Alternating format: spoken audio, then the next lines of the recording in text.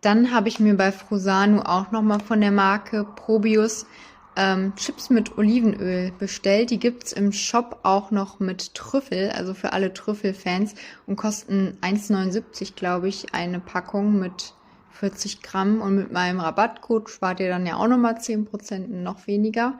Ich freue mich auf jeden Fall sehr, die zu probieren. Dann habe ich mir mal Kaugummi bestellt in der Sorte Apfel, zuckerfrei, gibt es in dem Shop von Frusano auch in mehreren Sorten. Oh mein Gott, und hier bin ich besonders gespannt. Ich wusste gar nicht, dass es so am Stück ist. Ich dachte, das müsste man zubereiten, aber das ist wirklich Polenta Pronta, fix zubereitet. Auch nochmal von Probius.